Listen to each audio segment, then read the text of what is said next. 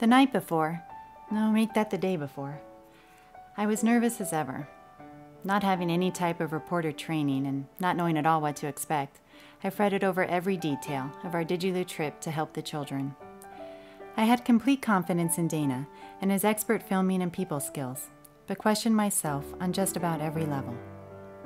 In retrospect, had I never focused on myself and rather spent my time zeroed in on the people of Help the Children, my day yesterday and today would have been better spent.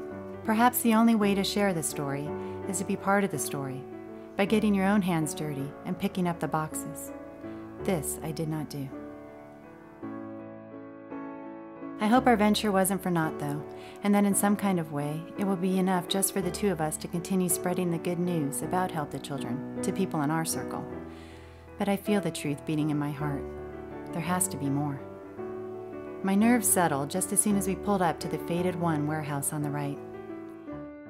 We arrived at Help the Children, awaiting the shuffle of trucks and big rigs with scores of volunteers packing up food to hand out. There was a rush, but a calm, steady hush of crowds coming together and doing what they seem to do day in and day out. These volunteers give so much, and though they might get the satisfaction of handing out the food, what about some type of recognition from the community? Even more, what about seeing new faces come to the warehouse pickup dock? The cause is worthy, and granted, it is far better to have the same group than no group, but how much more could Help the Children be getting if only more people showed up, if more food was being delivered, and more ongoing monthly donations were being received? The volunteers saw us arrive, and with a video camera and pad of paper in hand, we looked the part, and no trouble finding volunteers to share their stories. We met many along the way. The volunteers paint the picture of LA and the mission behind the entire Help the Children organization. People want to help, and people need help. I think about what would have happened had I just put my readied questions, pen, and concerned look away, and jumped right in and started helping. Tonight, as I sit in the comfort of my air-conditioned home, I question what good my presence was today.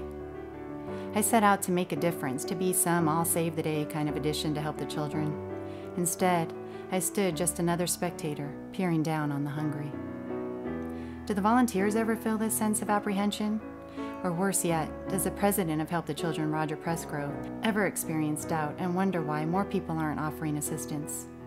Could it be, after all these years of service and countless shipments of food locally and abroad, that Help the Children is watching the commitment of the community fade? I hope not. I left knowing I had to write about what I witnessed, capture the events I saw unfold, and put into words the meaning behind Help the Children. This isn't the first time either. For some time now, I've tried to write a compelling piece, tried to trigger some type of emotion, and perhaps stir some action for Help the Children, but I don't know that I've ever succeeded. I haven't even heeded my own advice and signed up for the monthly donation plan, yet. How could I expect others to do the same? Well, I do now, because I know the heart and the soul and the dedication that Roger puts into helping children and their families all around the world. I have no problem asking people to follow suit and to do their part. Help the Children deserves financial backing, volunteer support, and some credit for all that they continue to do. Yes, I should have worried less about being a reporter and more about the devoted people behind Help the Children, more about the gracious volunteers and all about the needy children and families of our community. It was a misstep, but hopefully one that I can overcome.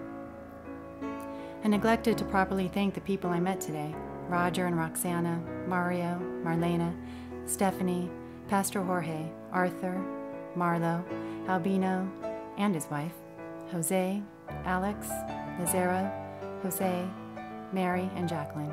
My thanks not for the interviews and posing for pictures, but rather, and much more importantly, for the endless work, commitment, love, and kindness you extend every day.